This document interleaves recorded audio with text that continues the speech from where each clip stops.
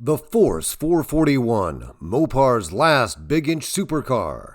The Detroit marketing pendulum has taken a refreshing swing toward daring do and away from safety, smog, and economy pieties. Ironically, even as Washington, D.C. dictates gain a tighter stranglehold. With a soon-to-be-canceled big block 441 V8 and a Star Wars-inspired pun on the police package that comes with it, the Force is Mopar's last mega-cube supercar. For the car-buying public, not the EPA, smoggy skies are not a prime concern. Even the idea that a government fuel economy mandate helps the car buyer, a point vigorously advanced by NHTSA's St. Joan Claybrook, it's a dubious point because even as gas prices rise, the horsepower that has been so severely curtailed by federal smog pogroms is back by popular demand. Last year, Pontiac sold nearly 69,000 Trans Ams. This ranks with the yearly sales of the GTO in the 60s. This year, sales will likely break that record, no doubt helped by last year's hit movie Smokey and the Bandit. A very little-known fact, but one we have confirmed with producer Hal Needham, is that the Pontiac Trans Am SE was not originally going to be the Bandit car. Needham had originally wanted what was in '76, when the movie was being conceived, the most powerful two-door car you could buy, the 240-horsepower Dodge Charger Daytona. Needham later decided that the Trans Am's lower height was better for the stunts in which the Bandit car hides underneath a semi-trailer at highway speed. Since Pontiac has upped the ante with a new 220-horsepower Trans Am, Dodge is joining the Muscle Car Preservation Society with a car derived from their police car and named with an ironic nod to the blockbuster Star Wars movie. It's called The Force, based on the 118-inch wheelbase Dodge Monaco or Plymouth Grand Prix two-door hardtop, rather than the familiar 116-inch wheelbase coupes sedan. It packs a 49-state emissions 255-horsepower 441 Magnum.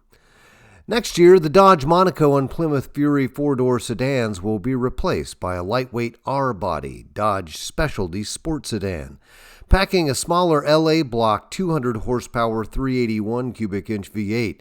It will be Dodge's fastest flyer for the Fuzz. Dodge is promoting the Force package as the last hurrah for the 1960s vintage 400 and 441 cubic inch B block, which will end production January 1st, 1979, when tightening federal smog regulations make it illegal. To get the Force, you must live at an address that is A, not in the state of California, so you can go without Chrysler's N95 emissions package, and B, in a county at an elevation below 4,000 feet, so you needn't buy the N96 emissions package. You must order the A36 heavy-duty package on a two-door coupe. This is very similar to the trailer assist package, though the A36 requires the 400 or 441, while the trailer assist can be had with the 381. The Force is consistent with NHTSA Chief Joan Claybrook's opinion that Detroit should make police cars faster than private cars. However, Chrysler has never offered a police pursuit package that a private buyer couldn't order if he was willing to wait 6 to 8 weeks.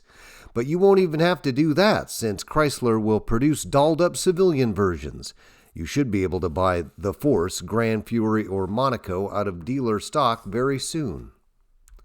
The Nebraska Highway Patrol has already taken delivery of a batch of 441 Grand Fury two-door hardtop pursuit cars, surprisingly equipped in the Brougham trim with body side moldings, opera quarter windows, and bucket seats. The A36 package includes heavy-duty springs and shocks, a high-capacity radiator, a transmission cooler, and 6.5-inch wide wheels.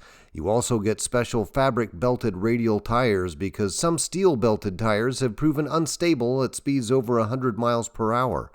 All V8s get power steering, but the A36 gets firm feel steering with a quick 14-to-1 ratio. Unique to the civilian The Force is a required 321-to-1 axle ratio. Apparently, bowing to St. John's feelings on the matter, police versions will continue with the 271-to-1 axle, which yields a higher top speed. The Force actually does not require any trim options, so you can pay substantially less if you don't mind the stripped-down hubcap look. You then have a choice of the 220 horsepower E68 code Lean Burn 400, which shares a higher lift cam and dual exhausts with the 441, or the E86 code 441, which adds some heavy-duty pieces like chrome flashed valves. Our test car's federal Lean Burn 441 has the same camshaft as the California Police 441, but the 49-state 441 doesn't use catalytic converters, and so it adds 10 horsepower for 255 at just 4,000 RPM.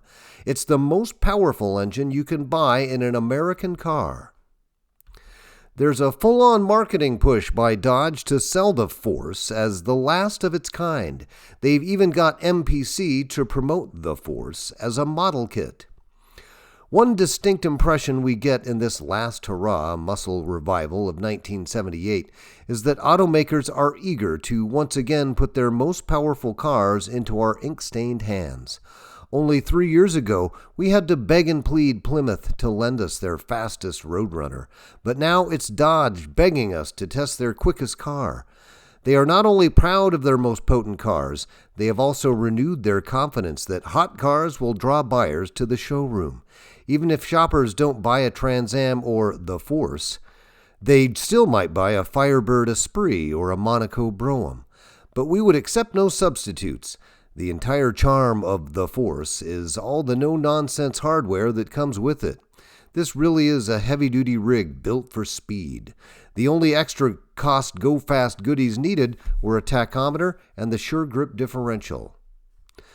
Dodge provided us a plush Monaco Brougham with hood ornament, hood splitter molding, color-keyed vinyl side moldings, dual horns, color-keyed carpeting, premium door panels with pull straps, and chrome moldings that go up and over the C-pillar to terminate the half-vinyl coated roof. Two-door Brougham has a no-cost bucket seat option.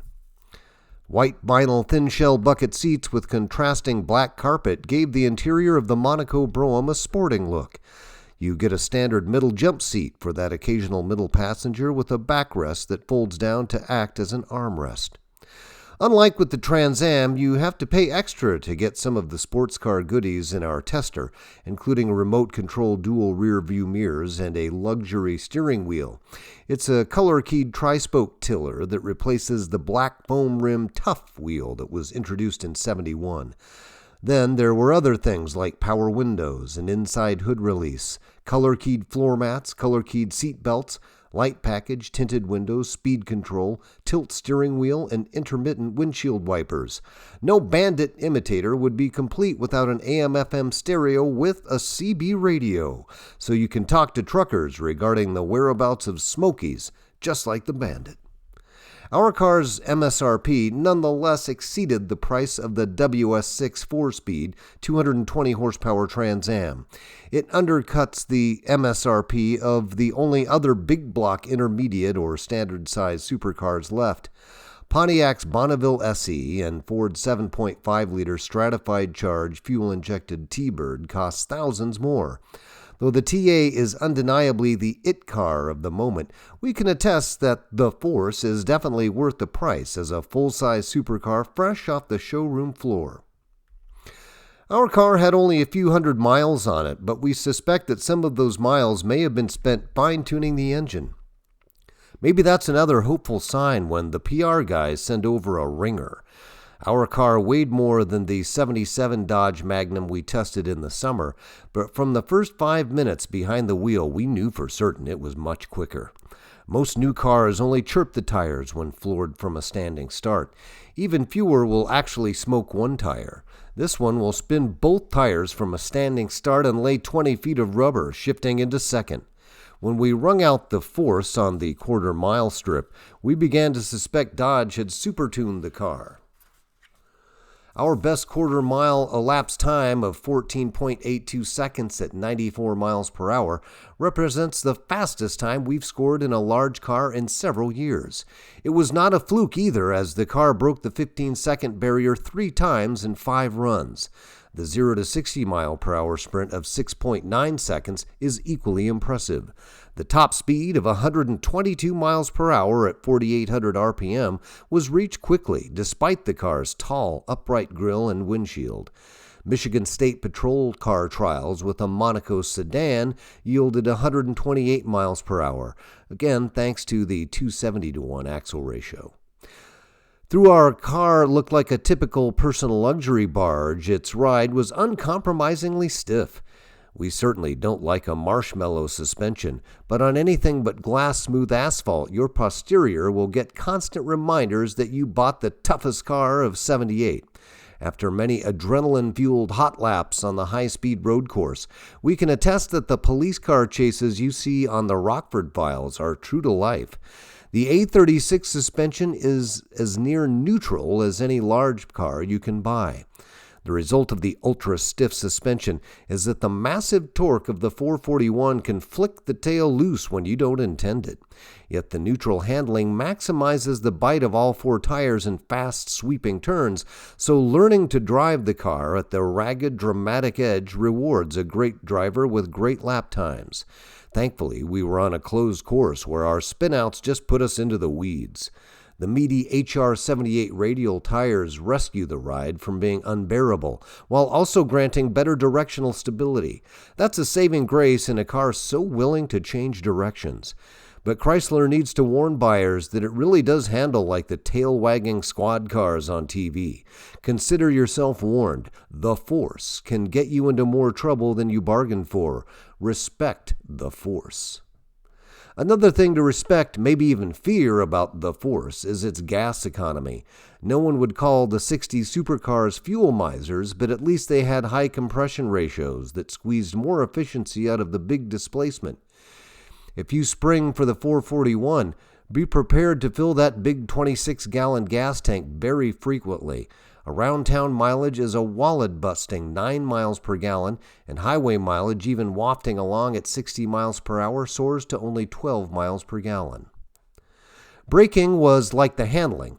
If you could ride the ragged edge of the lockup point, the 4,200-pound Monaco could be hauled down in short order.